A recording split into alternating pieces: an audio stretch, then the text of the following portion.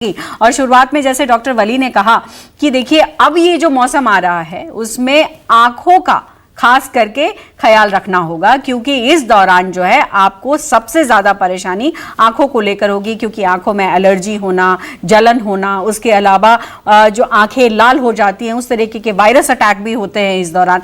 तो इस वक्त जो ये ट्रांजिशन होगा कि सूखी गर्मी से ये उमस वाली गर्मी, उसमें अपने आंखों का खास ख्याल किस तरीके से रखने की जरूरत है और कैसे पहचाने कि आंखों में समस्या पैदा हो रही है? सर, प्रथम तो मैं धन्यवाद देना चाहूंगा न्यूज 24 और रेस्पेक्टेड वली सर का, जिन्होंने सर्वप्रथम जलवायु परिवर्तन का जो इसके पीछे मूलभूत कारण जलवायु परिवर्तन जो हो रहा है उस पे जोर दिया।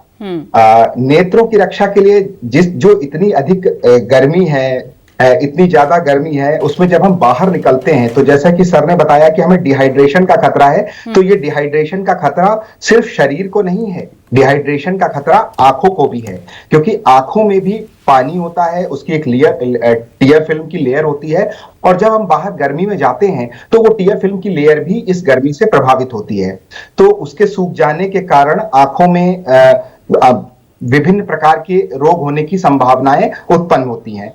तो जो इसका मुख्य, जो इससे बचने का मुख्य जो कारण है, जो हम उपाय कर सकते हैं, उसमें सर्वप्रथम है कि शरीर को हाइड्रेट रखना। शरीर में पानी की कमी नहीं होनी चाहिए।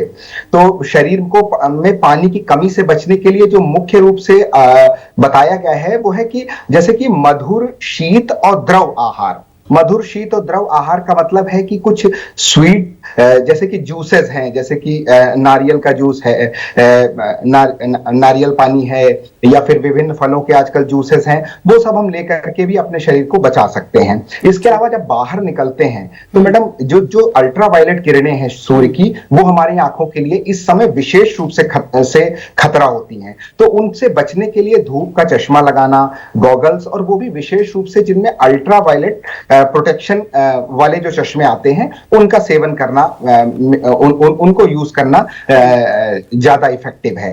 और चूंकि इस समय कई प्रकार के इन्फेक्शन होने का खतरा रहता है, इसलिए अपने हाथों को भी बार बार धुलते रहना है।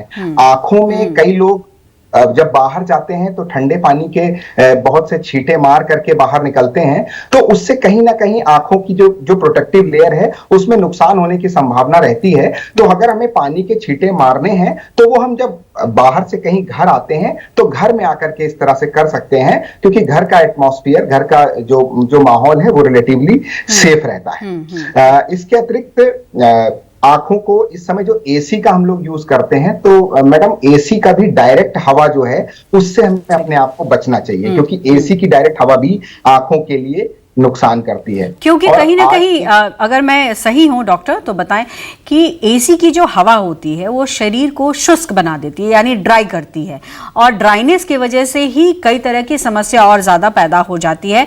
डॉक्टर वली, मैं आपका फिर से रुख करना चाहूंगी। जिस तरीके से तमाम दोनों डॉक्टर ने चर्चा की, डॉक्टर समीर ने कहा कि इस वक्त ज्यादा पानी का इंटेक करना चाहिए, लेकिन सॉफ्ट ड्रिंक और कोल्ड कॉफी जैसी चीजों का इस्तेमाल ना करें, ज्यादातर पानी का इस्तेमाल करें, नारियल पानी का इस्तेमाल करें।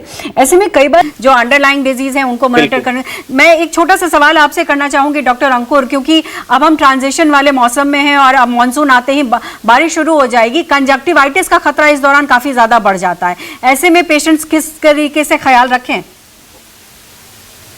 मैडम, जैसे कि पिछली बार हमने देखा है कि किस प्रकार से आई फ्लू एक एपिडेमिक की तरह से पूरे इस क्षेत्र में फैल गया था और बहुत सारे केसेस हॉस्पिटल्स में देखने को आ रहे थे। तो उससे बचने के लिए जो गर्मी का मौसम होता है, ये कहीं ना कहीं कुछ इन्फेक्शंस के लिए एक फेवरेबल मौसम बनाता है, और फिर वो वर्षा जब आती है, बारिश आती है, तो वो उसको फ्लरिश कर देता है। उससे वो जो इन्फेक्शंस हैं वो बहुत तेजी से बढ़ने लग जाते हैं। जी, पानी का इंटेक ज्यादा बढ़ाएं, हमेशा हाथ धोते रहें और चेहरा साफ करते रहें, तो मुझे लगता है कोई भी बीमारी इस वक्त आपको नहीं घेरेगी ऐसे मौसम में। आप तीनों का बहुत बहुत शुक्रिया। आप तीनों ने अपना कीमती समय निकालकर हमारे दर्शकों को बताया कि ऐसी गर्मी से, तपिश वाली और ये जो ह्यूमिड वाली गर्मी है, उससे कैसे अपने आप को बचाना है। तो बहुत बहुत शुक्रिया आप सबका।